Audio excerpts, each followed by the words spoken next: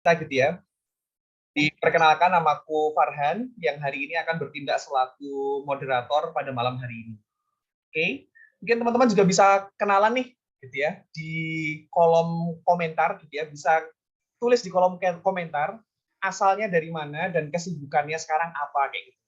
Misal kalau saya gitu ya, Farhan, kemudian kesibukannya sekarang bekerja sebagai digital marketer seperti itu.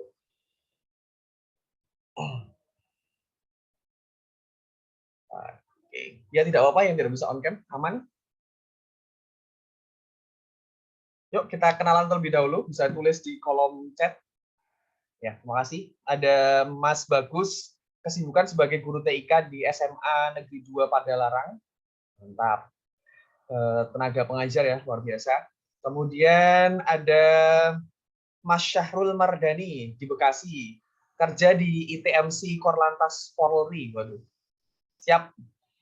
Dari aparat juga hadir nih di webinar kita malam hari ini ya, seru banget nih. Terus ada Mas Adi Purnomo, asal Pacitan, kesibukan sedang berjuang PDKT cewek idaman. Oke, ini apa ya? Kita doakan aja ya Mas Adi Purnomo. Terus ada Mas Hendra, mahasiswa, asalnya Semarang. Kemudian ada Mas Anto dari Temanggung sebagai fresh graduate. Wah, ini ya fresh graduate dan job hunter gitu ya, itu juga cukup banyak biasanya yang mengikuti webinar kita. Jadi sedang mencari pekerjaan, semoga kita doakan bersama-sama nih supaya teman-teman yang fresh graduate yang sedang mencari pekerjaan bisa mendapatkan pekerjaan yang dia impikan. Oke, ada Devi dari Jogja sebagai tim operations. Siap, terima kasih Mbak Devi. Terus ada Mas Noval Afrizal. Ini ada Mas Pak Mahfud Effendi, guru informatika SMA Rahmah Malang. Kemudian ada Faik, mahasiswa Surabaya. Ada Sartika, kesibukan sedang bekerja. Kemudian ada Mas Berlian, Assalamualaikum warahmatullahi wabarakatuh. Perkenalkan, nama saya Berlian Gumai dari Bogor, sekarang mahasiswa. Mahasiswa juga banyak ya, rekan-rekan semua. Dan ada nggak yang dari luar Jawa nih? Bentar, saya baca. Biasanya ada dari luar Jawa nih. Oke, mungkin ada ya yang dari luar Jawa ya, cuma belum sempat terbaca. Banyakan sih masih dari Jawa, ada Jawa Timur, Jawa Tengah, Jogja, Jakarta. Oke, ya kurang lebih seperti itu teman-teman. Jadi nanti selama 1,5 jam ke depan ya kita akan belajar bareng-bareng nih terkait Internet of Things. Apa aja sih keuntungan dalam webinar pada malam hari ini? Yang pertama, kita akan mendapatkan benefit free sertifikat. Jadi teman-teman, nanti teman-teman akan mendapatkan sertifikat. Syaratnya adalah mengisi presensi. Kemudian gitu ya, presensi akan diberikan di akhir sesi gitu ya. Jadi ini saya ulangi kembali karena biasanya pada tanya, bahkan ketika sesi pembicara sedang menyampaikan materi gitu ya, pada tanya presensi. Mari kita jaga gitu ya kondusivitas kita malam hari ini dengan tidak bertanya presensi diberikan kapan gitu ya, karena presensi akan diberikan di akhir sesi. Kemudian akan ada voucher khusus gitu ya untuk start tiket malam hari ini. Dan di malam hari ini kita akan bicara nih, ngobrolin tentang memahami peran IoT dalam industri saat ini. Jadi yang update-update gitu ya. Tentu bersama dengan Mas Ali Muda gitu ya, yang memang sekarang bekerja di dunia IoT. Kemudian prospek berkarir sebagai IoT engineer, kemudian masa depan IoT Indonesia. Topik yang menarik banget gitu ya. Oke, nah supaya kita lebih kenalan lagi gitu ya teman-teman, kita coba deh pengen tahu motivasi terbesar mengikuti webinar malam hari ini apa gitu. Bisa langsung diketik di menti.com, kemudian masukkan kode 35907165. Atau bisa klik di link yang akan disematkan oleh tim kami di kolom chat. Gitu ya. Ada Pak Jailani ST. Mau nambah ilmu pengetahuan, Bang? Wah, ya, cocok. Ya, lewat komentar ya. Tapi kita mari bersama-sama gabung lewat Menti. Oke, kita ke Menti.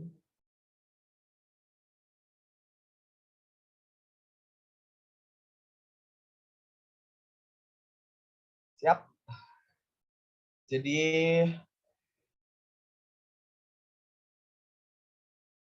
sudah pada mengisi ya. Jadi motivasi terbesar untuk ikut webinar malam hari ini upskill. Wah, itu banyak banget sih. Memang yang bilang mau upskill gitu ya. Membaca peluang kerja dan menambah wawasan. mau nambah ilmu, pengen switch karir. Nah, ini juga banyak gitu ya trennya gitu ya. Membaca peluang kerja dan menambah wawasan, terus ada berhubungan sama switch karir atau sedang mencari pekerjaan gitu ya. Banyak banget yang kemudian masuk ke webinar kita, ikut webinar kita karena motivasinya harus menambah ilmu, menambah wawasan dan pengetahuan, ya tadi ya, update ilmu, upskill ilmu, kemudian menambah ilmu di bidang IoT, mau belajar penerapan IoT, mengembangkan teknologi SCADA dengan IoT, wah menarik-menarik nih, udah spesifik ya, dan menambah ilmu dan skill di bidang IT khususnya IoT automation, wah menarik. Untuk nambah ilmu dan peluang IoT di bidang smart farming, nah, ini udah ya spesifik. Biasanya kalau yang spesifik ini udah terlibat langsung nih di dunia IoT gitu ya. Oke, jadi rata-rata sih tadi ya ingin mengupgrade skill, menambah ilmu, menambah knowledge, kemudian ingin melihat seputar karir IoT itu seperti apa gitu ya. Dan yang keempat yang udah mulai spesifik nih tentang IoT gitu ya. Ingin mengupgrade skill tentang IoT untuk survive di era industri 4.0. Ini juga menarik ya. Apakah IoT relevan nih buat industri 4.0 gitu? Itu juga menarik gitu. Nanti kita akan kita akan diskusikan gitu ya bersama Mas Faris Ali Muda insya Allah. Oke, kurang lebih seperti itu ya teman-teman, rekan-rekan semua. Jadi motivasi kita malam hari ini, jadi kita bisa punya persepsi yang sama nih terkait webinar kita malam ini. Oke, kita kembali lagi ke slide. Nah, agenda kita malam hari ini apa saja? Yang pertama akan ada opening and welcoming session, gitu ya. Dan kita sudah menjalaninya. Setelah itu akan ada expert program overview, kemudian disusul dengan presentation session oleh Mas Ali Muda, Mas Faris Ali Muda. Kemudian terakhir Q&A dan foto bersama.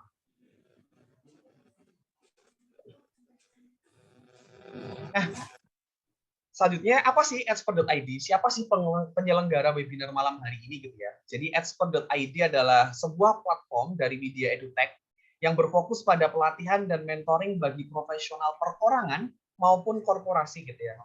Jadi buat rekan-rekan expert yang ada di sini gitu ya, yang ingin meningkatkan gitu ya skill-nya gitu ya melalui pelatihan dan mentoring gitu ya, bisa banget nih mulai kepo-kepoin tentang expert.id gitu ya. Kita bisa perorangan, jadi latihan yang perorangan gitu ya, bootcamp buat perorangan maupun korporasi gitu ya. Beberapa waktu yang lalu kita juga mengadakan kerjasama dengan Peruri, salah satu BUMN di Indonesia gitu ya, untuk mengadakan pelatihan IoT gitu ya untuk karyawan-karyawannya seperti itu. Juga tadi kan ada bapak-bapak dari tenaga pengajar gitu ya, dari guru, itu juga kita beberapa kali mengadakan kerjasama dengan SMA, SMK gitu ya, terkait ekstrakurikuler di bidang teknologi. Itu juga menjadi menarik gitu ya. Nah, emang expert untuk apa gitu ya? Untuk meningkatkan skill atau kemampuan di berbagai bidang seperti teknologi informasi, programming, product management, digital marketing, maupun English and scholarship. Yep. Nah, yang ingin mendapatkan informasi-informasi menarik, update gitu ya, terkait webinar, terkait bootcamp, terkait pelatihan, kemudian informasi-informasi update tentang teknologi, teman-teman bisa langsung follow Instagramnya expert.id gitu ya. Jadi buat rekan-rekan yang belum follow, silahkan follow Instagram expert.id karena banyak info menarik gitu ya, info webinar, info bootcamp kayak gitu ya. Itu bisa didapatkan di Instagram kami seperti itu. Oke, malam hari ini kita juga punya Instagram challenge teman-teman. Jadi buat teman-teman rekan-rekan semua yang hari ini malam ini merasa webinar ini tuh asyik gitu ya, webinar malam hari ini seru gitu ya, dan worth it untuk di-share gitu ya, supaya menebar manfaat sebanyak-banyaknya, bisa langsung share di Instastory teman-teman dengan tag @expert.id dan @farisalimuda gitu ya, tag pembicara keren kita pada malam hari. Jadi itu Instagram challenge kita malam hari ini ya. Oke. Nah, akhirnya kita masuk ke webinar kita malam hari ini gitu ya. Jadi webinar IoT, peluang karir IoT engineer dalam dunia industri dan manufaktur. Bersama Mas Faris Ali Muda. Siapakah beliau? Beliau squad leader IoT manufaktur at Telkom Indonesia. Nah, nanti teman-teman buat yang kemudian ada pertanyaan gitu ya, selama sesi gitu ya, bisa langsung drop pertanyaan teman-teman di kolom chat dengan cara menuliskan nama underscore pertanyaan. Begitu ya. Oke, jadi buat teman-teman nanti yang selama sesi ketika mendengarkan pengen tanya nih gitu ya. Nah, itu bisa langsung tulis di kolom chat nama underscore pertanyaannya.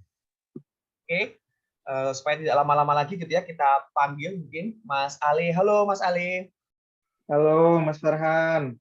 Wah, Selamat, alhamdulillah. selamat Gimana malam kabarnya semua. Mas Ale?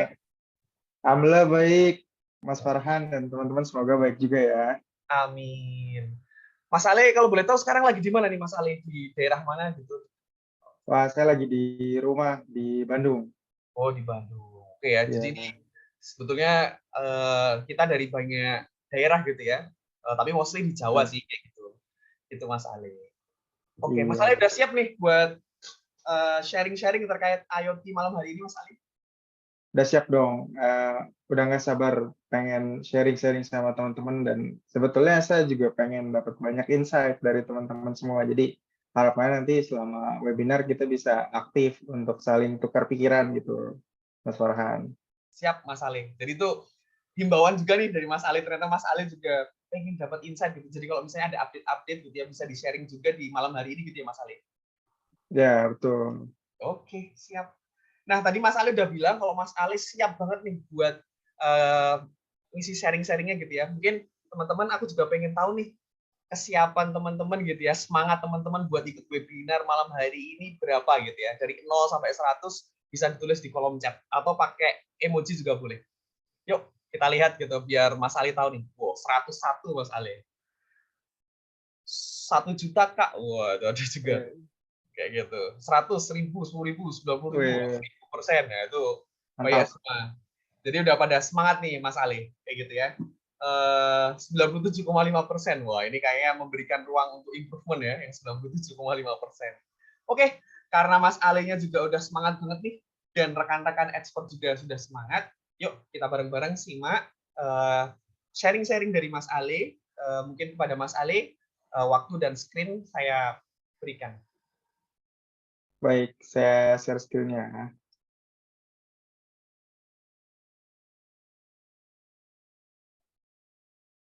Oke, Assalamualaikum warahmatullahi wabarakatuh. Selamat malam, rekan-rekan semua. Senang Waalaikumsalam sekali warahmatullahi wabarakatuh. Waalaikumsalam warahmatullahi wabarakatuh. salam sejahtera buat kita semua. Senang sekali saya berkumpul secara online bersama teman-teman di malam hari ini. Kebetulan saya di Bandung, hari ini cukup dingin, tadi agak-agak gerimis. Semoga di tempat teman-teman juga dalam keadaan yang nyaman ya. Semoga tidak menyurutkan atau bikin mager untuk menyimak webinar hari ini. Jadi mungkin eh, saya hanya lebih dulu aja sih menjalani kehidupan atau menjalani karir di bidang IoT. Jadi harapannya teman-teman nanti bisa menjalani, mungkin bagi yang mahasiswa bisa menjalani karirnya secara lebih mulus gitu ya. Dan mungkin beberapa tadi saya lihat yang emang mau switch karir, saya doakan semuanya berjalan lancar gitu. Karena memang banyak sekali peluang di bidang IoT yang belum tergarap dan kita masih butuh banyak sekali SDM-SDM di bidang IoT seperti itu. Jadi mungkin sebelumnya tadi Kak Farhan udah menyebutkan nama sapaan saya Ale, meskipun nama panggilan saya Faris Ale Muda, jadi dari kecil saya dipanggil Ale. Mana tahu teman-teman nanti ketemu papasan saya di jalan, silahkan sapa saya ya. Gitu. Jadi sapa dengan panggilan Ale itu kebetulan lebih lebih terbiasa dengan panggilan itu seperti itu. Kalau boleh cerita sedikit, saya mengenyam pendidikan S1 di UGM, jurusan Elektronika Instrumentasi. Ketika itu ada 3 peminatan yang dimiliki, ada otomasi industri, robotika, dan satu lagi itu tentang citra kalau saya nggak salah. Kebetulan saya mengambil yang robotika karena lebih senang dengan ada elektronika dan mechanical, jadi mekatronika ya. Kemudian melanjutkan langsung kuliah di Taiwan, di National Cheng Kung University, jurusannya kurang lebih mirip Electrical Engineering and Computer Science. Kebetulan waktu saya kuliah tahun 2015, di sana memang di Taiwan sendiri lagi booming IoT. Jadi, saya ngerasa karena peluangnya masih banyak, jadi saya coba ngambil konsentrasi di bidang IoT. Dan alhamdulillah di 2017 saya sudah mulai bekerja di Telkom Indonesia, khususnya sekarang digital bisnis. Mungkin kalau teman-teman kenal Mas Fajrin, itu direktur kami di digital bisnis yang mana menaungi banyak sekali produk digital baru di Telkom Indonesia. Dan kebetulan sekali saya juga dipercaya kembali menghandle IoT. Jadi praktis dari 2015 sampai sekarang, memang apa yang saya kerjakan itu tentang IoT. Nah, kalau boleh saya cerita sedikit tentang IoT karena mungkin beberapa baru dengar istilah IoT atau beberapa yang sudah mengetahuinya pun mungkin udah tahu tentang ini. Jadi saya coba recap aja, at least teman-teman bisa kebayang konsep IoT itu sendiri ya.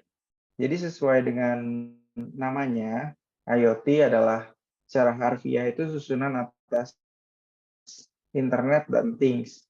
Oke. Jadi kalau di sini di things sebelumnya teman-teman mungkin sudah terbiasa mengetahui ada lampu ataupun kulkas gitu ya. Tapi things tersebut di era sebelum IoT memang belum terhubung ke internet.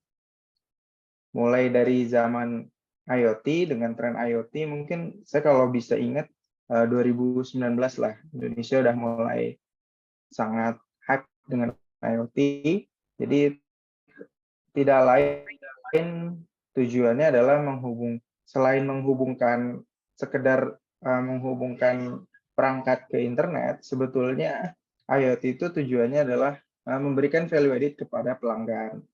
Jadi contoh nih teman-teman akhirnya beli smart light karena yang awalnya mungkin lampunya itu cuma satu warna, sekarang jadi RGB bisa diganti-ganti warna. Kemudian teman-teman yang punya AC sekarang lebih hemat AC-nya karena dia bisa tahu kapan ada manusia atau enggak. Kemudian mungkin sebelum nyampe rumah teman-teman udah bisa ngeset AC di suhu tertentu. Jadi pas nyampe rumah tuh udah nyes gitu ya, udah adem kayak gitu. Kemudian dan banyak sekali perangkat lainnya yang sekarang sudah mulai IoT. Dan harga-harga perangkat IoT juga di pasaran sudah mulai terjangkau ya, teman-teman udah bisa beli kemudian pairing ke aplikasi yang ada di pasaran. Biasanya yang basisnya platform Tuya gitu. Jadi sekali lagi IoT bukan sekedar teknologinya saja, tapi manfaatnya adalah memberikan value added atau layanan ke pengguna, which is saya dan juga teman-teman semua di sini. Nah, kalau saya boleh kupas dari perangkat-perangkat tadi, IoT itu tersusun atas 4 segmen ataupun 4 komponen. Komponen pertama itu device, komponen kedua itu network, komponen ketiga itu platform, komponen keempat ini application. Jadi teman-teman tahu ya, di pasaran tadi udah ada banyak perangkat. Nah, perangkat itu adalah layer paling depan dari IoT karena IoT itu tidak lepas dari sensor-sensor dan juga aktuator-aktuator. Device-device tersebut yang berhadapan langsung di lapangan. Jadi memang di-deploy di lapangan. Misalnya teman-teman punya kamera CCTV, itu kan CCTV-nya benar-benar ada di lapangan ya. Kemudian agar bisa terhubung ataupun menjadi IoT, maka perlu satu network. Jadi banyak sekali pilihan network yang ada di pasaran sekarang, contohnya Wi-Fi, kemudian 5G, dan kalau teman-teman nanti bergabung di kelas bootcamp expert, teman-teman akan belajar penggunaan connectivity baru yaitu LoRaWAN. Jadi LoRaWAN ini satu teknologi connectivity yang memang dirancang untuk IoT dan sekarang lagi booming di Indonesia gitu. Jadi teman-teman bisa jadi pionir kalau teman-teman join di kelas bootcamp-nya expert. Kemudian data-data tersebut akan disimpan ke satu platform atau cloud. Dan data yang ada di cloud itu akan dikonsumsi oleh satu application. Jadi entah itu aplikasinya berbasis website ataupun mobile, pasti ada satu interface ataupun satu media yang user gunakan agar bisa mendapatkan layanan IoT. Jadi melalui application nanti teman-teman bisa mengontrol perangkat-perangkatnya, kurang lebih seperti itu. Nah, berdasarkan layer-layer tadi, sebetulnya kita bisa mengupas ataupun mengetahui ataupun menyadari bahwa IoT itu tidak berdiri sendiri. Jadi buat teman-teman di sini yang mungkin masih kuliah atau mungkin buat teman-teman yang ingin switch karir, sebetulnya IoT sendiri itu adalah satu buah bundle gitu ya, ibarat eh, ibarat sesuatu tuh dia satu set. Jadi teman-teman yang punya keahlian, let's say mechanical engineering itu sebenarnya juga berkontribusi ke IoT. Jadi nggak mesti ataupun nggak ada satu jurusan yang betul-betul purely jurusan IoT gitu, sebenarnya gitu. Jadi sebagaimana aplikasi lainnya juga itu pasti berdiri atas beberapa disiplin ilmu. Nah, kalau saya bisa kelompokkan, sebetulnya ada 3 disiplin itu ilmu utama yang menyokong IoT itu sendiri. Pertama, itu adalah Computer and Information System. Nah, Computer and Information System ini biasanya lebih fokus untuk lebih fokus tadi untuk mengembangkan aplikasi, website, kemudian mengembangkan mobile apps, dan ataupun untuk database gitu. Jadi teman-teman yang sekarang berkuliah di jurusan komputer dan sistem informasi itu sangat welcome ataupun sangat dibutuhkan di industri IoT, karena di industri IoT bukan serta-merta tentang perangkat doang sebetulnya. Jadi di balik ada perangkat itu tadi, kalau saya boleh rewind, itu ada platform, ada aplikasi yang itu sebetulnya adalah tugas atau tanggung jawab teman-teman dari jurusan Computer dan Information System. Selain itu juga IoT tentunya butuh perangkat, dan perangkat itu kebanyakan menjadi keahlian teman-teman yang mengambil kuliah atau konsentrasi elektronika dan electrical engineering, electrical engineering. Karena untuk membuat satu perangkat IoT itu dibutuhkan kemampuan memilih sensor apa yang dibutuhkan, kemudian bagaimana bisa menghubungkan sensor ke microcontroller, kemudian bagaimana memilih apakah harus menggunakan chipset Wi-Fi atau chipset LoRa atau mungkin 5G. Nah, itu merupakan tanggung jawab dari seorang elektronik dan electrical engineering di bidang IoT. Selain itu juga, teman-teman yang mengambil jurusan mechanical engineering juga dibutuhkan di IoT, karena namanya perangkat itu kan tetap perlu ini ya, enclosure atau desain packaging luaran. Sehingga teman-teman di jurusan mechanical engineering itu juga dibutuhkan di IoT. Nah, jadi dari sini semoga bisa memberikan gambaran kira-kira apa saja yang menyusun satu kelengkapan IoT. Namun juga bukan serta-merta apa yang 3 ini doang yang menyusun IoT, sebetulnya ada konsentrasi-konsentrasi lain yang juga dibutuhkan agar bisa IoT, misalnya bisnis. Cuman apa yang saya tuangkan di sini mungkin aspeknya lebih ke teknisnya gitu. Jadi bagaimana bisa membuat satu layanan IoT secara teknikal gitu. Nantinya di sini tetap membutuhkan jurusan misalnya marketing, sales, atau accounting, itu tetap perlu yang menyokong layanan-layanan IoT ini. Semoga kebayang ya teman-teman.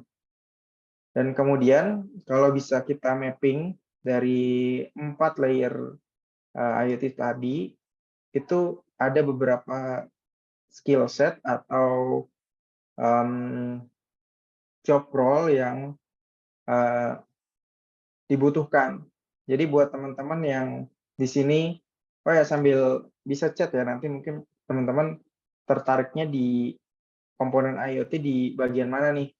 Di device kah, di network kah, platform atau application gitu. Nah, untuk device itu sendiri, biasanya ada beberapa job role yang dibutuhkan untuk bisa membuat satu application. Jadi di ekosistem IoT itu juga nggak semuanya itu dikerjakan oleh satu entitas doang. Jadi 4 komponen ini bisa mungkin let's say satu perusahaan A gitu ya. Dia cuman fokus di application sama platform aja itu bisa. Kemudian ada ini perusahaan A misalnya, ada perusahaan B yang cuman handle network doang itu ada juga. Ada perusahaan yang handle platform dan network, misalnya perusahaan C itu ada. Jadi masing-masing perusahaan yang memiliki layanan tadi biasanya membutuhkan job role ini. Contoh, kita ambil contoh misalnya device. Untuk bisa membuat device itu perlu apa sih? Tentunya perlu membuat satu PCB ya. Jadi gimana buat, let's say misalnya butuh IoT yang ukurannya kecil. Kalau misalnya pakai yang ada di luaran, misalnya pakai basisnya silk gitu ya, yang ditumpuk-tumpuk atau mungkin disolder manual itu nggak bisa karena dia dimensinya harus kecil. Nah, maka dibutuhkan seorang hardware engineering. Biasanya tugasnya adalah membuat desain PCB, kemudian melakukan R&D terhadap material apa yang dibutuhkan untuk rangkaian elektronika si device itu. Selain itu juga diperlukan juga seorang mechanical engineering. Biasanya tugasnya untuk membuat enclosure. Seorang mechanical engineering di bidang IoT yang pembuat device itu nanti memikirkan kira-kira ini perangkat itu perlu dipasang di indoor atau di outdoor. Kalau dipasang di outdoor, kira-kira perangkat ini harus tahan air atau memiliki IP rate berapa? Let's say IP rate 4x atau mungkin 41 atau 42. Nah, yang misalnya nggak masalah, dia cuma kena cipratan doang. Atau ada yang mungkin sampai harus perangkat itu kuat direndam di air gitu. IP 67 atau 68. Jadi dari seorang mechanical engineering inilah maka akan keluar desain enclosure satu perangkat. Saya izin minum dulu ya.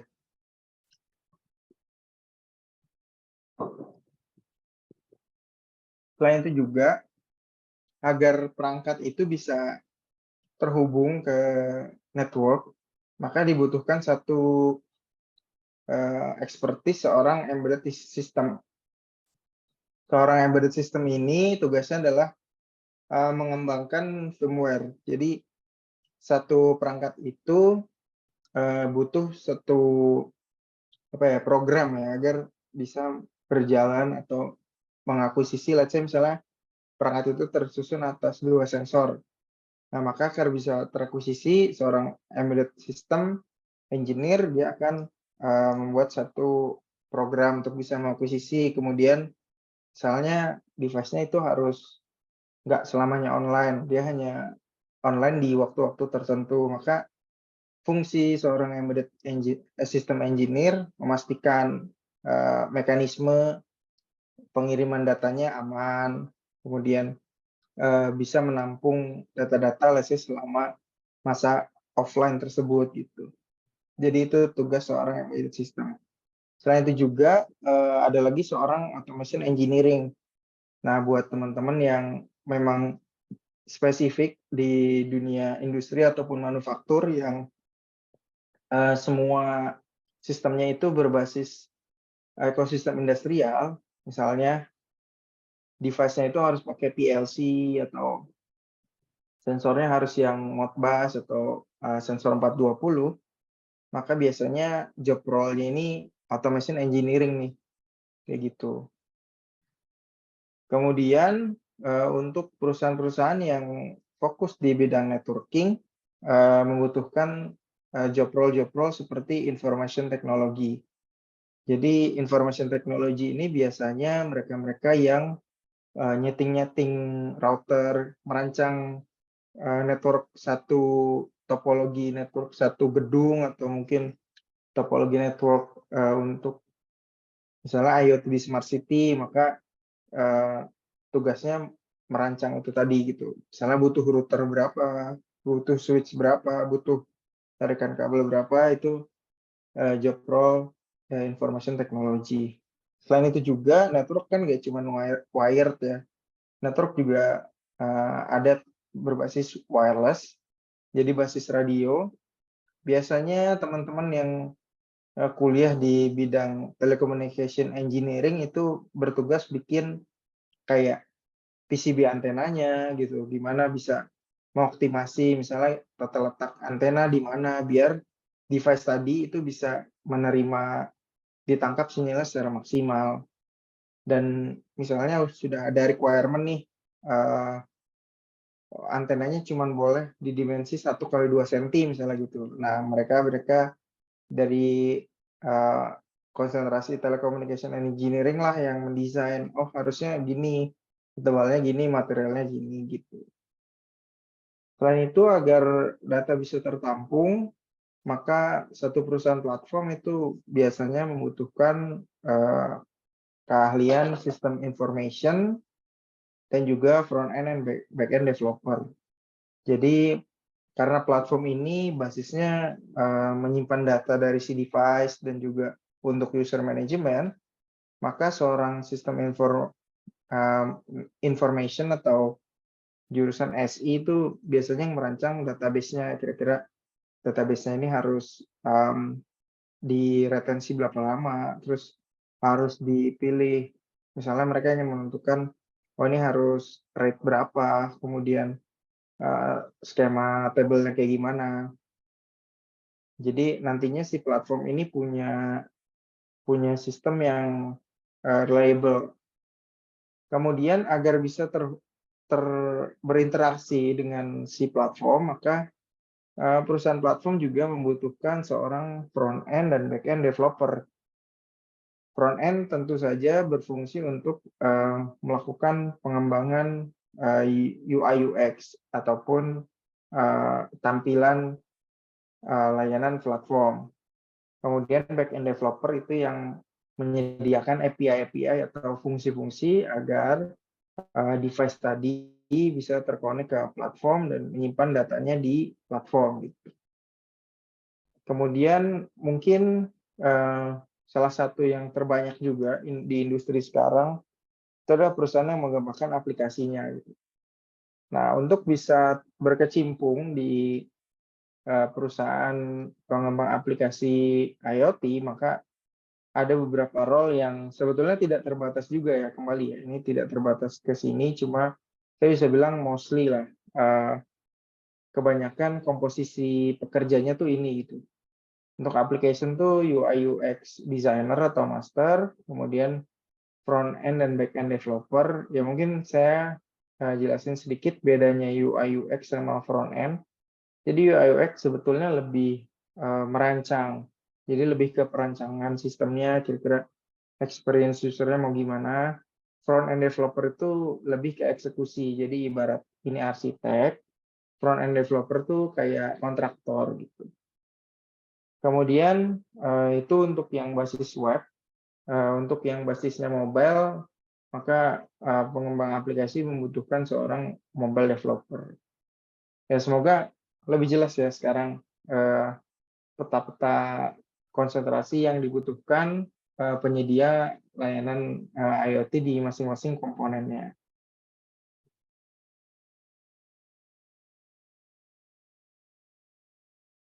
Oke, nah sekarang saya coba bantukan teman-teman buat bisa mengkelompokkan. Jadi buat teman-teman di sini boleh ya komen ya kira-kira mau jadi memilih job role dengan fungsi yang seperti apa. Dari job role tadi sebetulnya masih bisa dikelompokkan lagi menjadi 2 job role utama. Satu itu yang fokus dan satu yang generalis. Contoh, misalnya teman-teman ingin menjadi seorang Android developer.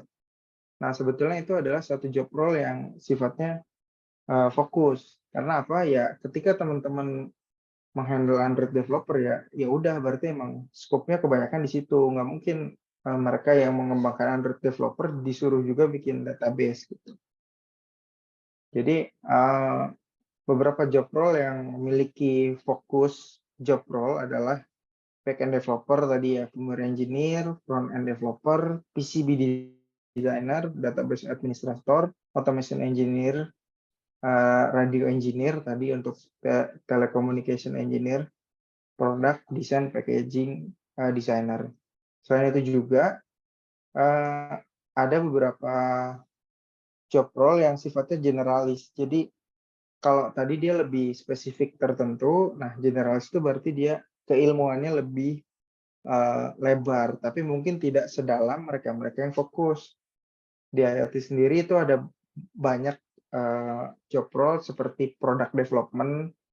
Jadi product development itu yang memastikan, let's say misalnya perusahaan teman-teman mau mengembangkan sensor apa, misalnya smart kettle gitu, maka seorang product development ini yang nanti riset ke pasar, kemudian dia yang mastiin apakah tim di belakang layarnya bisa mendukung hal itu, kemudian requirement apa aja yang dibutuhin, aspek legalnya misalnya kayak gitu.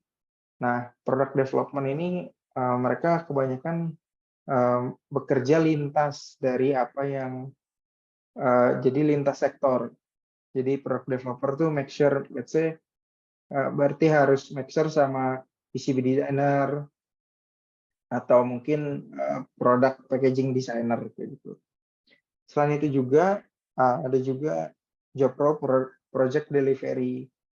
Jadi kalau teman-teman misalnya udah deal projectnya, nanti akan di-deliver sama project delivery. Sama juga tugasnya project delivery ini lebih general. Dia make sure semua teman-teman teknis itu bisa mengerjakan pekerjaannya tepat pada waktunya. Selain itu juga, teman-teman yang mau generalis itu bisa memilih menjadi solution architect. Jadi solution architect ini job role yang merancang, ya namanya arsitek ya, merancang kira-kira, let's say misalnya customer punya masalah, dia harus selalu bisa mengetahui suhu dari kulkas misalnya gitu. Nah, solution architect ini yang nanti merancang, oke Pak, Bapak Ibu owner, kalau misalnya butuh kayak gitu, perlu sensor ABCD dengan jumlah sekian, pengiriman sekian, topologi sekian, gambarnya gini. Sampai di high level, dia nanti ngasih low levelnya ke fokus job role tadi. Selain itu juga ada job role consultant, dan biasanya buat teman-teman yang mau apply, let's say misalnya gini, mungkin perusahaannya nggak IoT banget gitu, tapi sebenarnya ada job role yang biasanya mereka nyebutnya digital transformation agent atau apalah ya, digital transformation something. Nah, itu sebenarnya masih IoT juga gitu. Nah, nanti aku akan jelasin use case digital transformation itu di next slide. Tapi intinya buat teman-teman yang mungkin ngelihat, wah kayaknya ini sih bukan perusahaan IoT, saya nggak mau apply di kayak gini. Tapi jangan salah, sebenarnya di perusahaan lain juga itu ada IoT yang sebenarnya IoT itu kan satu ini ya, satu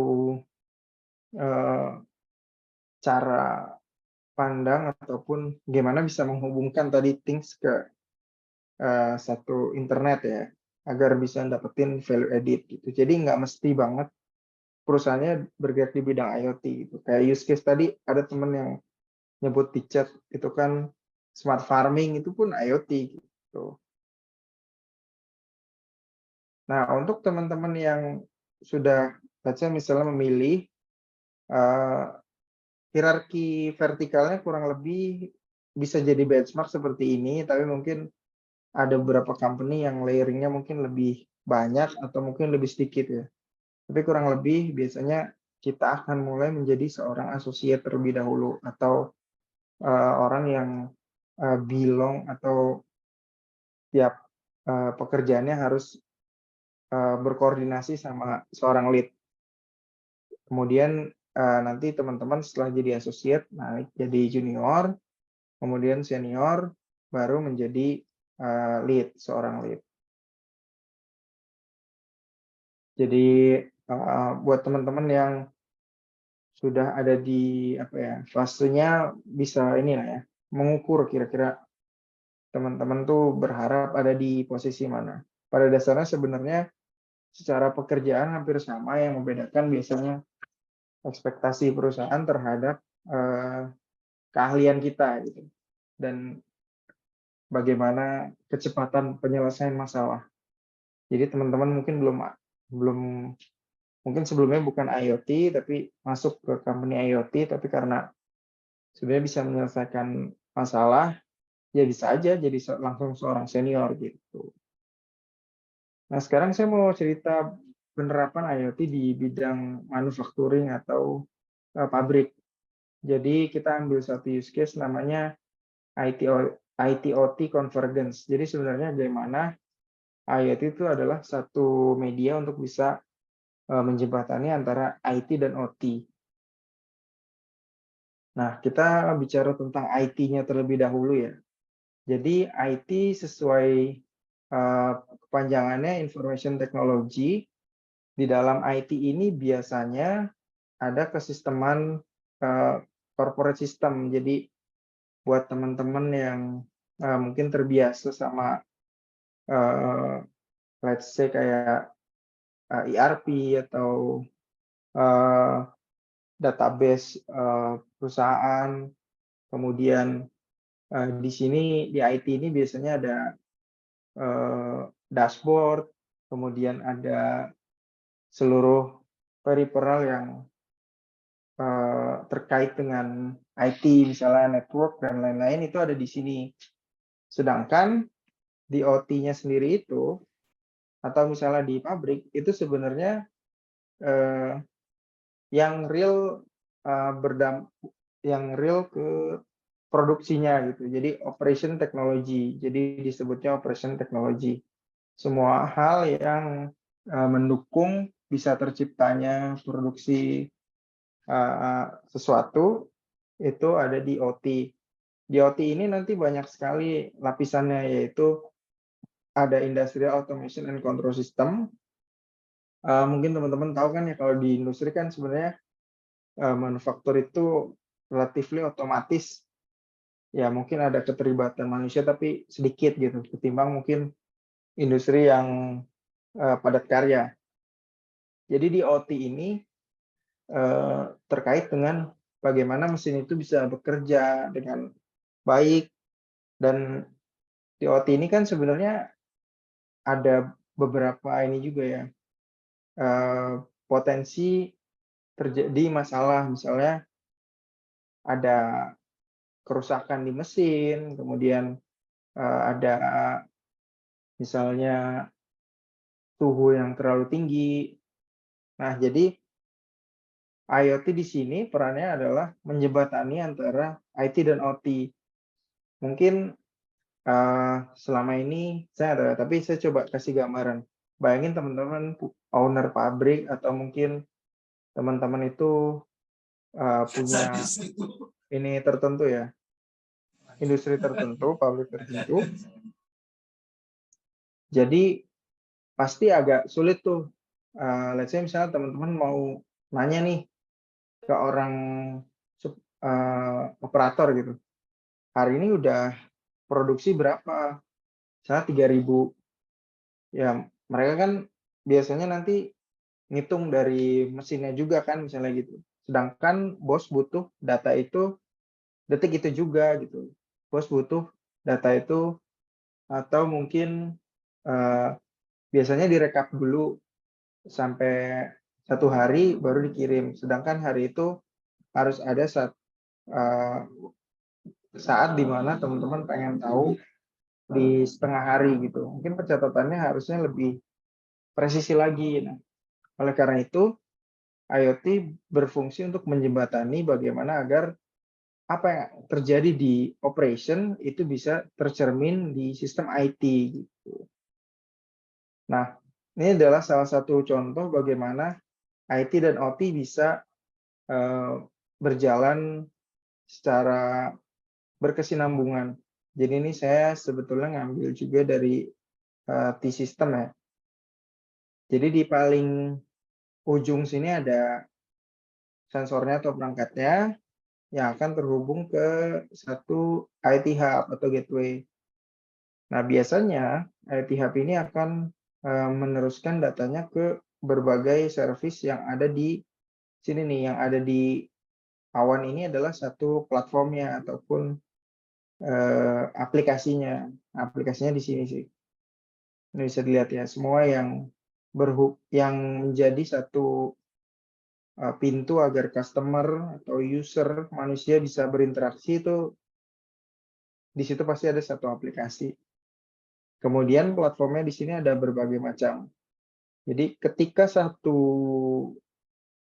let's say parameter terjadi, nah alerting ini langsung fungsi alerting ini akan langsung memberitahu entah itu ke sensor lainnya kah untuk menghidupkan misalnya sistem fire extinguisher gitu ya, yang otomatis atau mungkin nge-alert ke bosnya operator.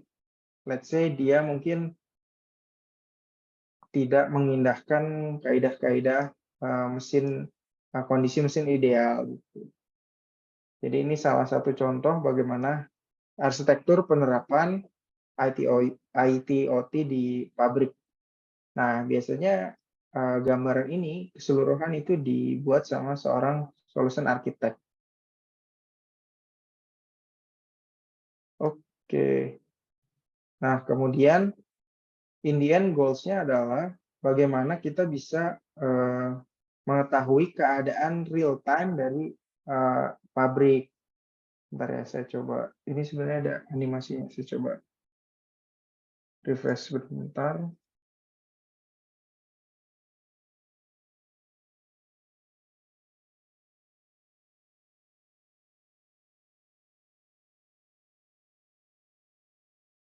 Oke, masih belum jalan, tapi oke. Nah, jadi intinya adalah bagaimana tim yang ada di IT ataupun owner dari perusahaan tersebut memanfaatkan kesisteman IT agar bisa mengetahui apa yang terjadi di produksi, intinya gitu. Jadi apa yang terjadi di operation itu bisa langsung diketahui secara real time. Ini adalah salah satu contoh produk yang kami kembangkan di Telkom yang mungkin nantinya buat teman-teman yang masih kuliah ataupun yang lain itu juga memiliki bayangan terhadap riset di bidang IoT industri.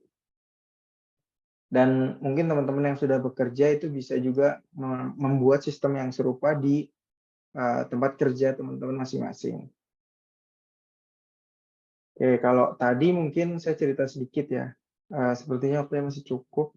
Jadi kalau saya cerita sedikit, ini adalah satu sistem agar kita bisa mengetahui OII atau nilai produktivitas satu mesin, satu lini produksi mesin ya.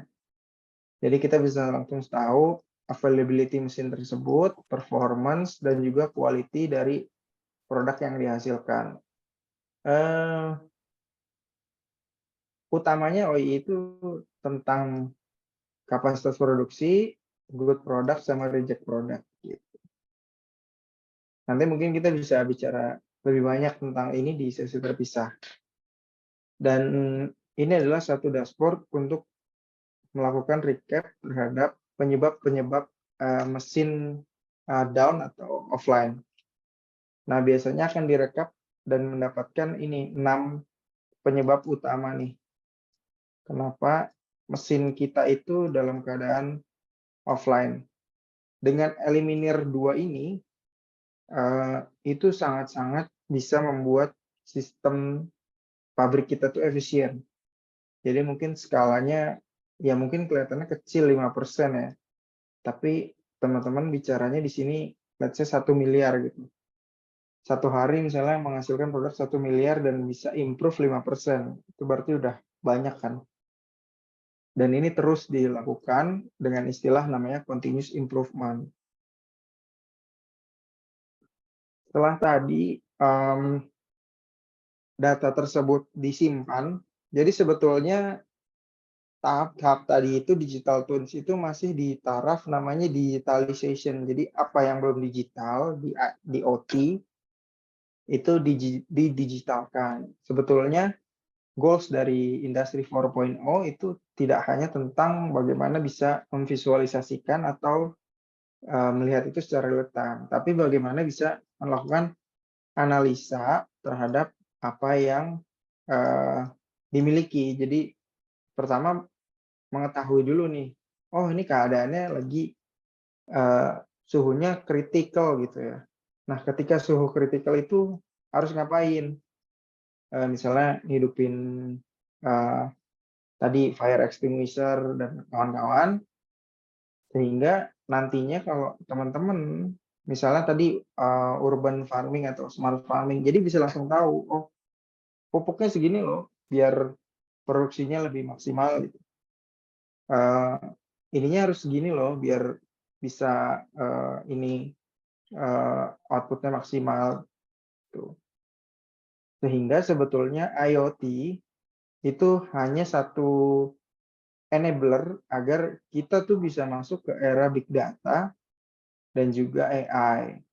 Jadi big data dan AI sekarang saya bisa bilang kebanyakan yang basisnya tuh dari kehidupan manusia sebetulnya, belum yang banyak tentang kondisi fisik atau kondisi lingkungan berbasis IoT gitu.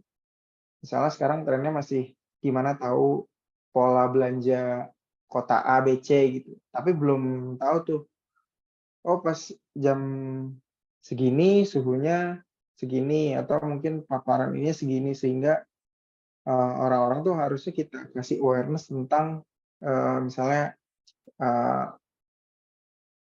sunscreen dan kawan-kawan, intinya gitu.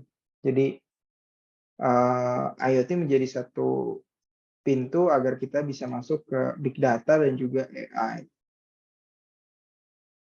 Nah mungkin materi sesi terakhir ini, kalau misalnya kita lihat pola-pola ini ya, pola improvement yang ada di industri ataupun manufaktur, pertama itu mungkin dulu juga ya, itu kita basisnya melakukan sesuatu tuh reaktif terhadap sesuatu. Jadi kejadian dulu, baru kita benerin gitu. Misalnya apa rusak dulu, baru benerin. Karena apa? Karena kita belum memiliki polanya gitu. Nah akhirnya dibuatlah satu sistem maintenance secara periodik. Jadi misalnya teman-teman nih punya mobil, disuruh servis 3 bulan sekali atau sudah 2.000 kilometer kayak gitu. Nah itu sebenarnya age based maintenance.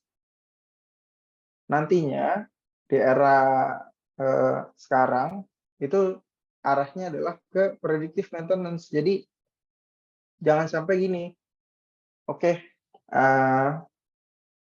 busi gitu ya, busi itu tiap 7 hari misalnya harus diganti. Oke, diganti. Rupanya selama seminggu, selama 7 hari, busi itu nggak dipakai.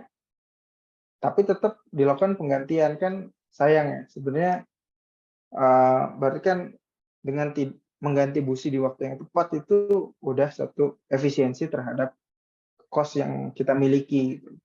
Sehingga sekarang semuanya itu berdasarkan kondisi. Nanti akan ada ketahuan, oh ini arahnya sudah menuju ke arah yang harus di maintenance gitu ya. Jadi nggak, kalau emang 7 hari belum dipakai mesinnya ya lanjut aja terus gitu kan. Ya udah nanti lagi setelah mesin dipakai 7 hari baru kita ganti. Jadi dunia sekarang arahnya ke sesuatu yang lebih efektif dan efisien. Itu yang disebut dengan predictive maintenance. Dan ini satu contoh yang kami kembangkan di Telkom, bagaimana mengetahui ataupun tahu saatnya mesin motor itu harus diganti atau enggak. Karena ada 3 parameter utama yang kita pantau, temperatur, arus, dan juga getaran. Sederhananya kalau mesinnya terlalu panas kan juga nggak bagus ya, berarti ada indikasi dia mungkin rusak. Powernya juga seperti itu, kalau power terlalu over, maka juga mungkin aja ada satu yang korslet. Gitu juga dengan vibrasi. Ini biasanya getarnya di 10 Hz, kok ini di 50, ada yang salah kan? Jadi sekarang arah industri menuju ke predictive maintenance. Oke, saya rasa itu materi saya hari ini. Saya akan sangat senang bisa menjawab pertanyaan teman-teman dan kita bisa saling bertukar pikiran. Mari Kak Farhan mungkin bisa bantu ini memoderasi, silakan Siap. Terima teman-teman. kasih Mas Ali. Wah, materinya ya kacau sih materinya. Saya kan background-nya teknik industri nih kayak gitu. Teknik tapi yang nggak terlalu teknik kata orang-orang kayak gitu. Ternyata juga Ya, satu tengah-tengah. iya kayak sosio teknikal gitu. Tapi karena pemaparan Mas Ale ini jadi saya pengen switch karir juga nih kayaknya, memperdalam IoT kayak gitu ya. Karena tadi ya kita juga dengar kalau ternyata IoT ini mau lagi happening banget gitu. Ternyata banyak banget gitu ya. Bahkan dari yang spesialis sampai generalis itu ada potensi karir juga di sana gitu ya, Mas. Betul, betul. Terus tadi juga ada yang back end, kemudian yang developer gitu juga ternyata juga bisa. Itu kan kayak, ternyata banyak banget gitu ya. Terutama juga tadi penerapannya di real case gitu ya, di industri memang ya bermanfaat itu IoT gitu dan lagi se-happening itu gitu ya. Nah, itu keren banget. Terima kasih Mas Ale gitu ya. Ini aku bantu buat memandu pertanyaan sesi tanya jawabnya ya Mas Ale ya. Ya, ini lebih banyak yang nanya tuh ya. Siap. Nah nih teman-teman, tadi Mas Ali udah menyambut teman-teman gitu ya, rekan-rekan semua yang ingin bertanya, bisa langsung tulis di kolom chat dengan format nama underscore pertanyaan. Tapi sekali lagi mohon maaf teman-teman, jangan tanya presensinya di mana ya. Presensi ada di akhir. Oke, sabar. Semua akan dapat presensi, link presensi. Oke. Tapi sebelum ke sesi tanya jawab teman-teman, ini ada info menarik nih. Kayak gitu. Jadi aku izin ngasih info menarik dulu dari expert.id. Jadi teman-teman, expert.id juga mengadakan bootcamp intensif gitu ya, menjadi IoT engineer dan sekarang sudah batch 6. Oke, teman-teman. Jadi kita punya intensif bootcamp selama 1 bulan, 8 sesi intensif dalam 1 bulan. Kelasnya, gitu ya, batch 6 ini akan dimulai tanggal 4 November 2022 besok. Kapan tuh kelasnya? Setiap Selasa dan Jumat, setengah 8 malam sampai setengah 10 malam.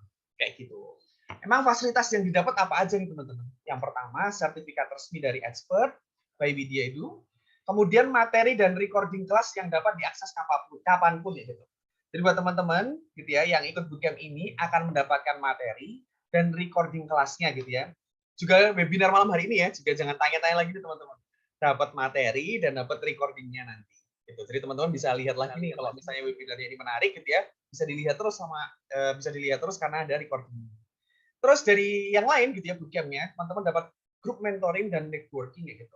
Kenapa kayak gitu teman-teman? Karena teman-teman nanti akan dikumpulkan di salah satu grup, di WhatsApp grup gitu ya, yang langsung bersama teman-teman rekan-rekan lain yang ingin belajar IoT. Bayangin teman-teman, satu grup dengan orang-orang yang passionate sama IoT gitu ya, yang punya passion yang sama. Kemudian juga bersama dengan mentor kita kayak gitu. Jadi kalau ada kebingungan bisa langsung tanya dan konsultasi di grup tersebut. Berjejaring langsung dengan expertnya kayak gitu. Setelah itu ada professional branding dan ada portofolio proyek IoT. Nanti either smart home atau smart farming kayak Kayak gitu. Tadi juga ada beberapa yang tertarik dengan smart home atau smart farming, ini cocok banget sih teman-teman. Oke. Terus siapa mentornya? Nah, ini juga menarik gini. Mentornya tentu kita akan berjumpa kembali dengan Mas Faris Ali Muda, kayak gitu ya. Pembicara kita, pemateri kita malam hari ini. Jadi so asik banget gitu ya. Kalau misalnya teman-teman ngerasa perlu nih buat ngelanjutin belajar IoT gitu ya, atau ngaji IoT sama Mas Ale, bisa tuh langsung cus daftar bootcampnya. Setelah itu ada mentor lain lagi, ada Mas Ahmad Soni, beliau asisten supervisor R&D at PT Sistem Integrasi Mandiri TJS Group, dan beliau juga graduate research assistant at IoT Lab Soltech gitu ya di Korea. Kemudian teman-teman, apa aja spesifikasi device-nya gitu ya, komputer, laptop dengan spesifikasi standar kantor. Kemudian bootcamp ini akan membantu kamu untuk satu, mempelajari bahasa pemrograman C++ selama 1 bulan, mentorship dengan para ahli di bidang IoT, membangun portofolio, mendapatkan gambaran aplikasi IoT di dunia nyata. Oke, setelah itu teman-teman, kurikulum apa yang akan dipelajari selama 8 kali sesi intensif dalam 1 bulan ini gitu ya. Jadi kurikulum yang akan dipelajari adalah 1, Introduction to IoT.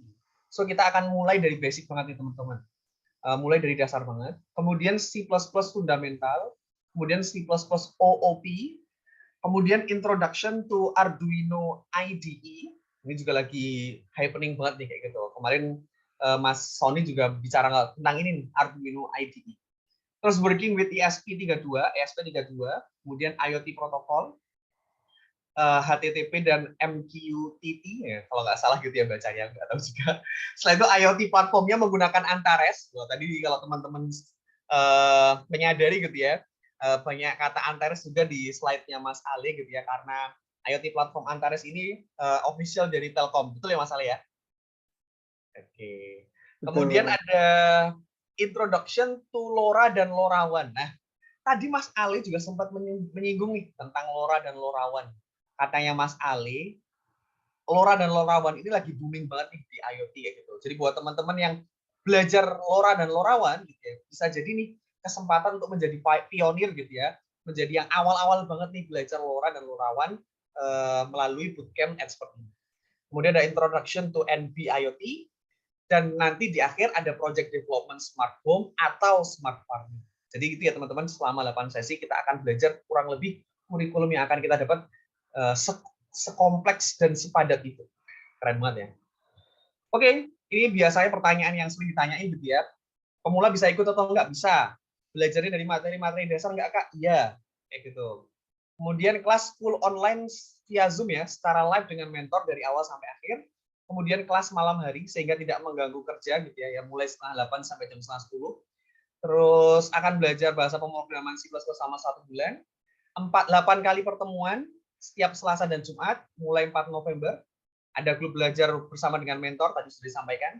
Dapat sertifikat, kemudian bisa mendapatkan atau membuat project yang bisa jadi portofolio dan menambah nilai plus jika kamu ingin melamar perusahaan impian. Ini buat job hunter, buat fresh graduate, ikut bootcamp plus punya portofolio, asik banget. Nah, ini sejarah kami teman-teman.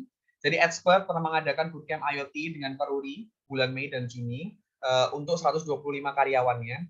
Jadi Peruri meminta kami untuk mengadakan bootcamp selama 1 bulan, dan alhamdulillah bootcamp ini berjalan dengan lancar gitu ya. Dan banyak banget karyawan Peruri yang kemudian appreciate sama bootcamp kita. Kemudian bootcamp kita ya, ini nggak cuma IoT aja, jadi Expert kan tergolong baru, masih dari April sampai Oktober. Walaupun tergolong baru, kita sudah ada 1.000 peserta lebih ya, yang bergabung di bootcamp kami, kayak gitu.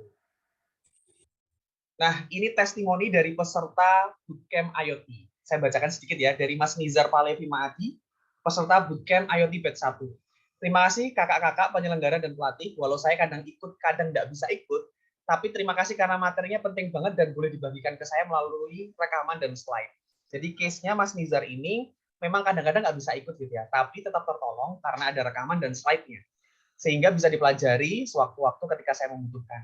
Penting untuk bahan penelitian atau pengabdian kepada masyarakat saya nantinya selaku tenaga pendidik di salah satu universitas Surabaya. Terima kasih.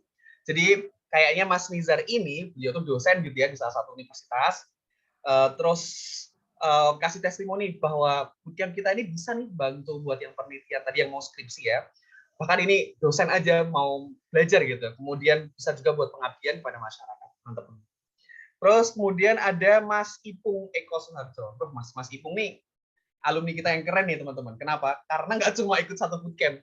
Jadi habis ikut IoT, terus ikut bootcamp yang lain kayak gitu. Beliau bilang bahwa bootcamp IoT itu asyik, rugi besar kalau nggak ikut, gimana tidak dengan harga kaki 5 dapat ilmu IoT bintang 5. Waduh. Baca-baca menarik juga di tulisan.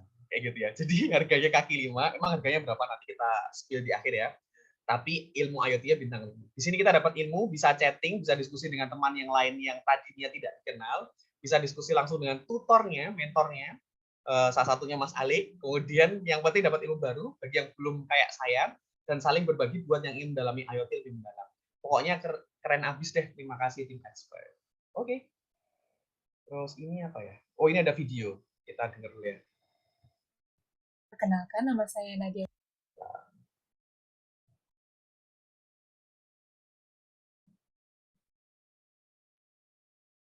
Oke. 11 Restiwi Hilambang, biasa dipanggil Nadia, dan saat ini saya masih mahasiswa. Manfaat yang saya peroleh itu ada banyak. Pertama itu pengalaman belajar tentang pemrograman, kemudian beserta hardware-nya seperti Arduino, ESP, dan sebagainya. Kemudian bisa belajar tentang penerapannya itu seperti apa, dan sebagainya. Kemudian yang kedua, saya memperoleh manfaat relasi dengan para mentor dan para peserta. Kemudian yang ketiga, saya bisa memperoleh cerita-cerita atau sharing pengalaman dari para mentor yang sudah berkompeten di bidangnya, terutama di bidang IoT. Nah, itu teman-teman. Jadi tadi kan banyak juga yang mahasiswa nih. Ada Kak Nadia yang menjadi salah satu peserta bootcamp kita, alumni bootcamp kita, dan mengatakan bahwa dia jadi beneran tadi ya berinteraksi langsung dengan software-nya, hardware-nya. Terus yang kedua bisa langsung berelasi dengan banyak orang kayak gitu ya. Karena your network is your net worth, teman-teman gitu kan. Jadi itu penting banget gitu ya buat membangun relasi sejak awal gitu ya. Siapa tahu jadi peluang kolaborasi atau peluang rezeki gitu ya ketika berrelasi tadi. Terus yang ketiga bisa langsung sharing sama tutornya kayak gitu. Itu yang mahasiswa ya teman-teman. Perkenalkan, nama saya Nadia Restiwi. Terus kita ada satu video lagi. Ya, betul. Nah, Randa Agusta Artawa. Aku ini senior MEP engineer, mechanical electrical plumbing engineer.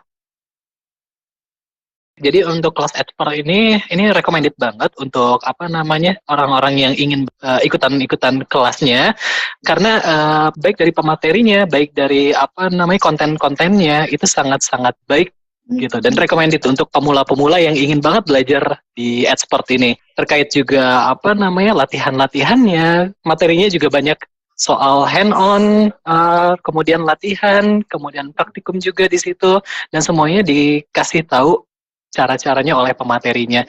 Jadi kita nggak dibiarkan ngeblank gitu aja, kita punya sesi tanya jawab juga, dan semuanya benar-benar dikawal oleh orang-orang yang profesional.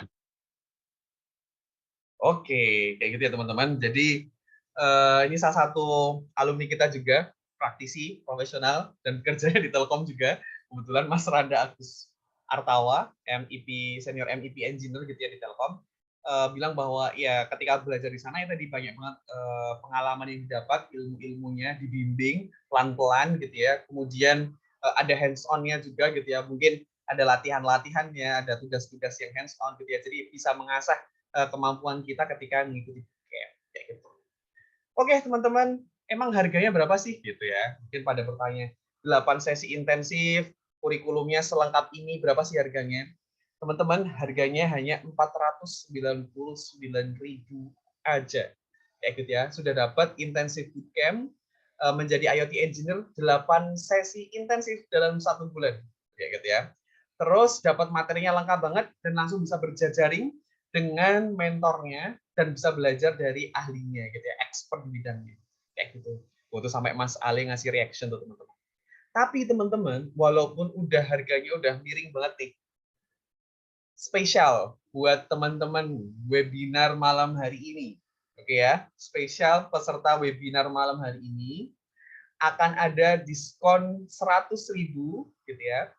Jadi yang harganya awalnya 499.000 menjadi 399.000 aja dengan chat IoT gitu ya ke crm@expert.id atau admin WA group 0821 2382 4483 kayak gitu ya. Nanti bisa dibantu sama CRM expertnya gitu ya di grup WA masing-masing. Langsung bisa chat IoT untuk mendapatkan 100.000 diskon. Kayak gitu ya. Jadi teman-teman, 100.000 diskon khusus peserta webinar malam hari ini dan khusus malam ini aja. Kayak gitu ya.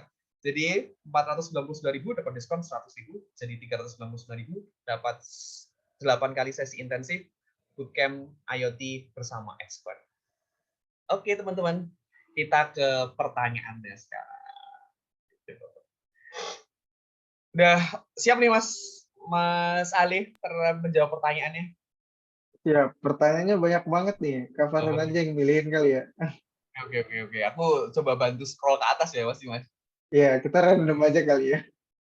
Ya, kita random dulu aja gitu. Ini aku coba baca ya Mas.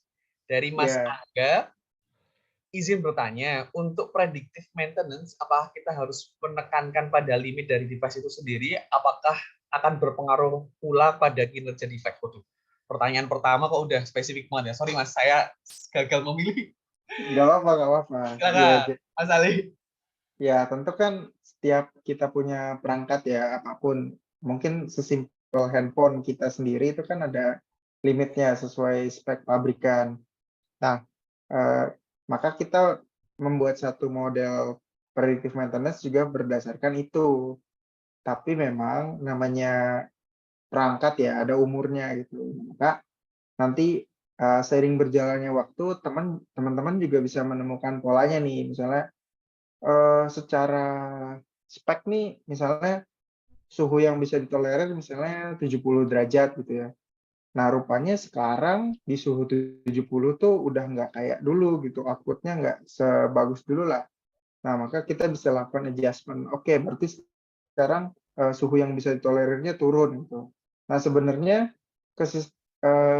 pembuatan model ini tadi prediktif ketika kita bisa memprediksi ya mesin ini apakah harus di-maintenance atau enggak, itu sifatnya nanti on the fly ataupun online learning. Jadi sambil data baru masuk, jadi kita nggak kayak oke, kumpulin data dulu 1 tahun, habis itu di-generate modelnya, habis itu diterapin. Nggak, kita bisa nge-generate datanya secara batching. Jadi misalnya setiap sebulan sekali kita ke-generate data yang baru, model yang baru maksud saya. Nah, jadi dari situ kita jadi bisa mendapatkan output yang maksimal. Semoga terjawab nih. Oke, semoga terjawab ya, Mas Angga. Sekali lagi mohon maaf, saya nggak terlalu bisa menyimpulkan, takut salah, karena detail banget gitu ya. Tapi let's move to the other question gitu ya.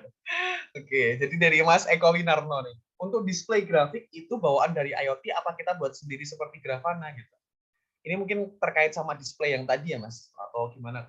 Oh ya, jadi untuk dashboard-nya sendiri itu nanti teman-teman mengembangkan sendiri karena biasanya setiap aplikasi ataupun setiap use case penerapan IoT di setiap segmen itu berbeda. Jadi requirement usernya juga berbeda. Ada yang contoh gini, misalnya teman-teman di industri apa ya, mungkin industri tekstil gitu. Bagi mereka yang paling concern itu suhu ruangan, karena kalau enggak nanti kebakaran, kalau enggak nanti kualitas produksi tekstilnya jelek. Nah, jadi maka dashboard-nya juga itu akan lebih banyak fokus ke suhu ruangan kayak gitu. Jadi dashboard-nya sendiri itu nanti dikembangkan sama teman-teman masing-masing gitu.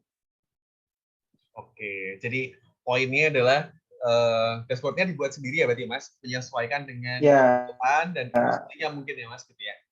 betul. Oke, alhamdulillah bisa menyimpulkan dikit-dikit gitu ya.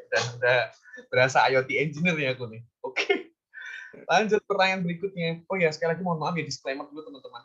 Nanti kalau misalnya ada pertanyaan yang tidak sempat terbaca, tidak sempat saya ajukan ke Mas Ale, bukan karena saya kenapa-napa, tapi karena waktunya terbatas, nanti bisa langsung dilanjut di momen atau kesempatan berikut. Atau ikut bootcamp. Nah, itu. Ya, bisa ditanya di bootcamp. Mantap, Mas. Terima kasih, Mas Ale. Nah, ini ada pertanyaan dari Mas Haikal Nawawi. Sebetulnya ini pertanyaannya juga aku mau jawab, oh ini bakal didapat di bootcamp sih, karena kurikulumnya tadi udah sempat tak bacain juga gitu. Untuk protokol komunikasi IoT, lebih efisien menggunakan HTTP atau MQTT? Oke, nah biar penasaran mungkin teman-teman better join webinar bootcamp-nya, jadi bisa tahu kira-kira lebih efektif HTTP atau MQTT ini. Oke. Terima kasih Mas Ale itu. Sorry Mas Haikal Nawawi, kita masih belum bisa spill. Tapi mungkin dikit ya Mas, dikit aja nggak apa-apa Mas, kita spill buat Mas Oh Haikal. iya, ya intinya masing-masing ada plus minusnya sebetulnya. Ketika teman-teman itu sangat, karena kalau di HTTP itu kan butuh IP public ya biar bisa kontrol device gitu. Nah maka penggunaan HTTP agak sulit kalau device teman-teman mungkin tidak mendapatkan IP public atau berada di network yang ada satu kondisi lah membuat itu tidak bisa tidak bisa terkontrol, tidak bisa secara remote ya, secara internet itu diperintah gitu. Kemudian di HTTP sendiri itu payload-nya juga besar sih. Jadi header-headernya besar, header dan footer-nya besar. Jadi sebetulnya data yang dikirimkan antara HTTP berbasis MQTT itu lebih compact ya MQTT. Dan di MQTT juga device itu bisa dikontrol meskipun tidak memiliki IP yang unik. Jadi kesimpulannya sebetulnya MQTT lebih compact dan juga lebih praktikal untuk digunakan device gitu. Oke, terima kasih Mas Ali gitu ya. Jadi semua ada plus minusnya. Kalau mau lebih tahu lebih lanjut, join bootcamp-nya karena ada pembahasan spesifik tentang HTTP dan MQTT gitu tadi ya. Oke, terus ini ada pertanyaan menarik nih Mas. Saya pilih ini karena beda gitu. Dari Kak Mia Rosmiati. Posisi untuk perempuan di dunia manufaktur itu lebih condong ke bidang apa ya Kak? Waduh, ini jadi mungkin best practice ya atau yang pernah Mas Ale temui gitu di dunia industri. Kalau perempuan tuh di dunia manufaktur kemudian di IoT mungkin ya lebih condong ke bidang apa ya Kak? Ya sebetulnya sih sekarang zaman udah ini ya, udah setara lah gitu. Saya punya tim developer cewek yang dia setiap hari ngoding tuh ada. Kemudian sekarang kan juga K3 itu ini ya lebih galak gitu ya. Jadi sebenarnya baik cewek atau cowok sebenarnya punya peluang yang sama ya, lebih ke peluang ya. Tapi memang kalau saya ngelihat di industri yang berat, contoh misalnya kayak industri motor, mobil itu memang kebanyakan cowok. Tapi buat industri yang kayak tekstil, kemudian industri makanan itu cewek juga banyak. Jadi sebenarnya tergantung lah kita passionnya di mana gitu. Mungkin industri farmasi, industri kosmetik itu juga bisa diinikan oleh wanita itu. Mungkin kalau kosmetik lebih make sense ya kalau wanita. Tapi sekali lagi sih kesimpulan saya nggak bisa bilang wanita tuh harusnya industri ini aja atau apa aja gitu. Sebenarnya udah mulai ngeblend sih gitu. Ya, terima kasih Mas Ale gitu ya. Jadi ini memang isu yang menarik gitu ya. Lagi happening juga women and technology, women and software engineering kayak gitu misalnya gitu ya. Dan memang lagi banyak juga ya trennya gitu ya. Teman-teman perempuan wanita yang kemudian masuk ke dunia teknologi gitu ya. Bahkan ada alumni kita juga seorang perempuan gitu yang belajar tentang saya kurang tahu spesifiknya IoT atau jadi kayak software developer gitu ya. Tapi ada alumni yang perempuan dan cukup beberapa kali ada yang mulai join gitu ya di bootcamp kita. Gitu. Semoga menjawab ya Kak. Oke, terus pertanyaannya, nah ini dari Kak Bagas Purwandaru. Apakah modul IoT kompatibel dengan hardware yang industrial grade? Oke, jadi IoT ini sebenarnya lebih ke konsep ini sih, lebih ke konsep gimana device yang ada di manapun itu bisa terhubung ke internet sebenarnya gitu. Jadi by that sense sebetulnya apakah itu industrial grade, consumer grade, atau mungkin military grade sekalipun, yaitu semuanya bisa terhubung ataupun menjadi IoT device kayak gitu. Nah mungkin pertanyaannya lebih ke apakah sudah ada gitu ya device-device IoT yang industrial grade? Ya sangat banyak bahkan sekarang. Sebenarnya kan brand-brand besar di ekosistem automation engineering itu juga mereka sudah mulai membuat perangkat-perangkat yang berbasis IoT. Jadi mungkin saya paham sih dulu lebih banyak PLC ataupun perangkat otomasi mesin itu lokal base ataupun offline. Tapi sekarang sudah mulai banyak mereka membuat satu modul yang industrial grade untuk bisa terhubung ke cloud ataupun ke satu IoT application gitu. Oke, jadi sudah banyak gitu ya mungkin Mas kalau ditanya pertanyaannya ada atau enggak ada industrial grade, ya sudah banyak dan sudah banyak diterapkan gitu ya mungkin Mas Ale ya. Iya, betul. Yes, ya. Nah, mungkin satu lagi pertanyaan karena ini udah hampir jam 9 teman-teman, tapi pertanyaan ini ada nggak yang mau raise hand terus mau on mic gitu ya? Bisa langsung bertanya sama Mas Ale. Ada yang mau raise hand? Wah, ada nih. Yang pertama nih, Mas Raffi Zahran Nugraha. Silakan Mas Raffi. Mas, Assalamualaikum. oke. Assalamualaikum warahmatullahi Waalaikumsalam wabarakatuh. warahmatullahi wabarakatuh. Selamat malam. Abdika dari Bandung. Sebenarnya aku mau nanya nih. Nah, sebenarnya aku nggak begitu paham sih dunia pemrograman ini. Tapi sorry to say banget nih ya. Apakah pemrograman ini kalau misalnya saya mendalami ini akan itu berkaitan dengan hacker? Gitu. Nah, itu pertanyaan saya. Berkaitan dengan hacker apa? Oke. Silakan Mas Ali gitu. Ya, jadi di IoT sendiri pemrograman itu ada di setiap tadi ya layer IoT stack yang saya jelasin. Di device itu ada pemrogramannya. Itu biasanya disebutnya embedded system engineer. Kemudian di sisi network itu juga ada pemrogramannya. Misalnya teman-teman mau bikin satu script biar bisa auto provisioning kayak gitulah ya. Kemudian di platform juga ada pemrogramannya, di application juga ada pemrogramannya. Nah, memang pemrograman itu biasanya lebih banyak fokus ke pengembangan fungsionalitas si IoT itu sendiri.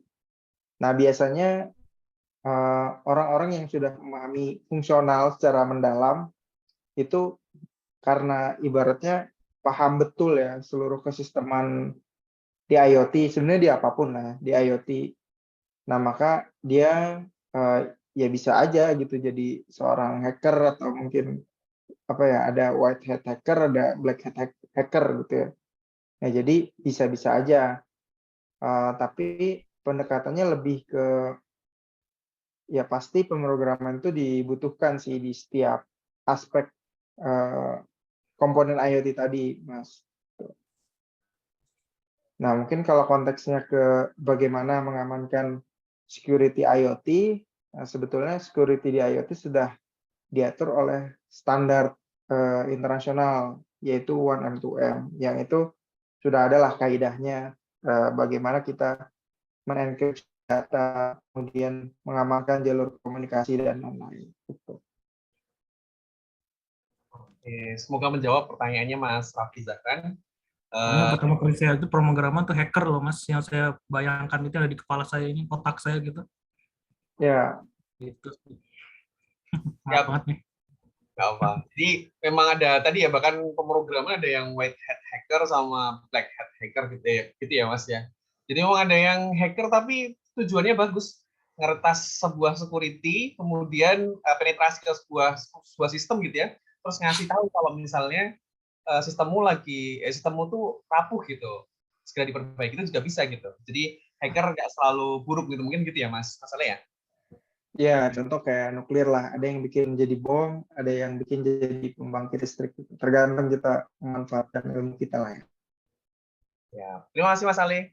Oke, teman-teman, sekali lagi sesi tanya jawabnya sudah berakhir karena sudah jam 9 nih teman-teman. Sekali lagi mohon maaf banget gitu ya, karena tidak bisa dibacakan satu-satu pertanyaannya, tapi Mas Ali masih banget menunggu nih kalau teman-teman yang kemudian mau berdiskusi, mau bertanya, mau belajar bareng, mau diskusi bareng, sharing bareng gitu ya, bisa langsung join di bootcamp@square.id gitu ya.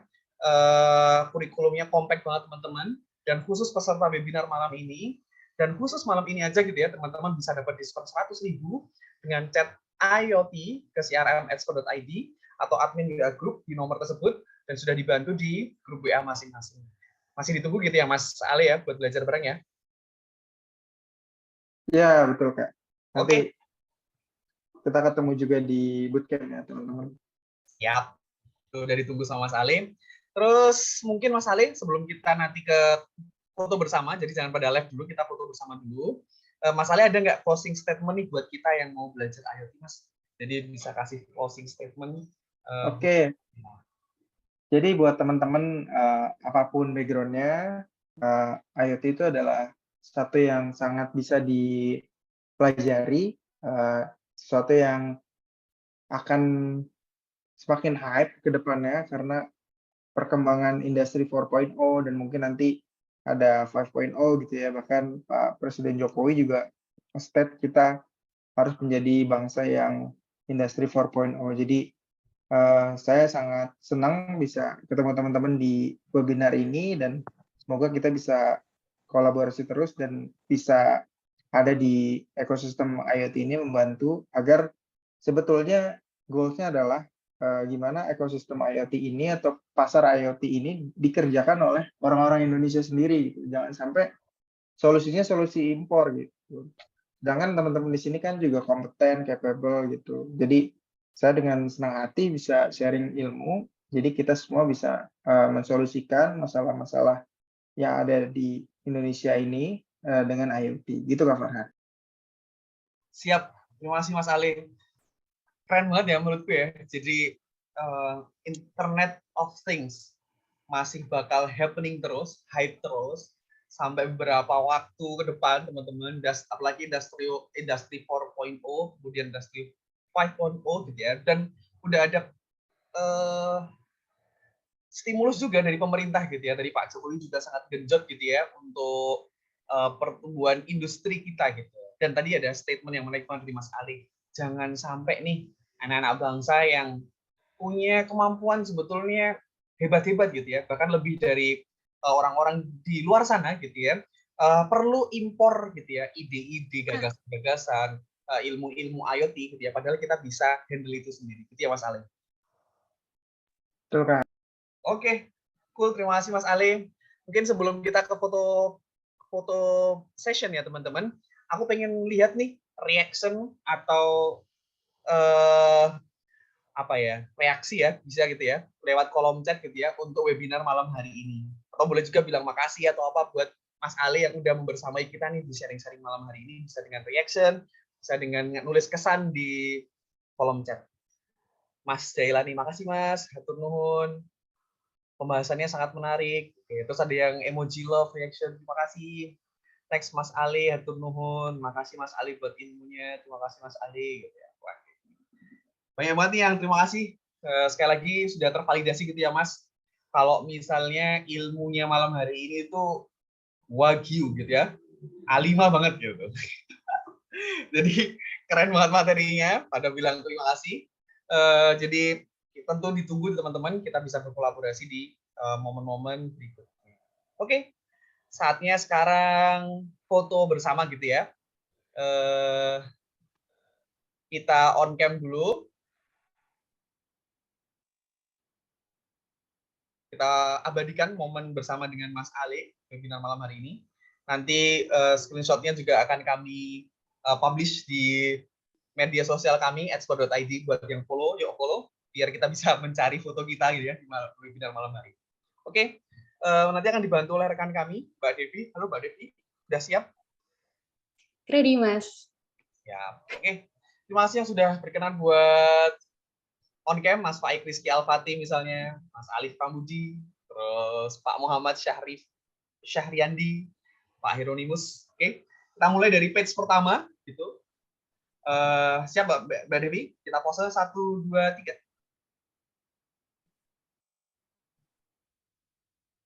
Oke, page pertama selesai. Sudah. Page kedua masih rame. Ada Mas Raihan Akbar berduaan itu. Jadi nontonnya nobar bareng. Terus ada Pak Fatur Rahman. Kemudian Mas Adrian Maulana, Pak Ihsan. Yuk, page kedua. 1, 2, 3. Ya. Kemudian kita ke page 3. Ada, masih ramai banget nih. Semua pengen foto kayaknya hari ini ya. Ada Mas Muhammad Noval, ada Mas Aditya Fahreza, ada Mbak Adisha Ainun Fatihah, terus ada Mas Angga Agustian, terus Mbak Eka Deviana Saragih. Yuk, kita foto. Page 3, 1, 2, 3. Oke, cool. Kemudian page 4. Oh, masih banyak. Ada Mbak Sartika Sitorus, ada Pak Rudi Sumantri, kemudian Pak Arif Nugroho, Mas Aditya Ilham Sujana, kemudian Mas Dauni Julian, Mas Bahrul Ulum. Yuk, foto page 4. 1, 2, 3. Siap. Cool, page 5 sudah oke, mungkin berhalangan gitu ya. Tidak masalah. Sekali lagi teman-teman, terima kasih banyak sudah mengikuti webinar series by @sport.id. Sekali lagi teman-teman, kita pengen meluaskan manfaat sebanyak-banyaknya gitu ya, karena Indonesia itu punya talent-talent digital yang luar biasa. Expert hadir hari ini, malam ini juga pengen berkontribusi gitu ya bagi Indonesia supaya digital talent di Indonesia semakin banyak sehingga Indonesia bisa mandiri, Indonesia bisa maju. Gitu. Sekali lagi terima kasih Mas Ale, apresiasi sebesar-besarnya buat Mas Ale yang sudah mau bersamai sharing pada malam hari ini. Juga apresiasi sebesar-besarnya untuk rekan-rekan semua yang sudah menjadi peserta yang luar biasa, bisa bersabar, positif, aktif. Terima kasih banget gitu ya. Oke, mungkin itu saja dari saya. Mohon maaf jika ada kesalahan kekurangan. Let's be an expert with expert. Assalamualaikum warahmatullahi wabarakatuh. Selamat malam. Waalaikumsalam warahmatullahi wabarakatuh. Waalaikumsalam warahmatullahi wabarakatuh.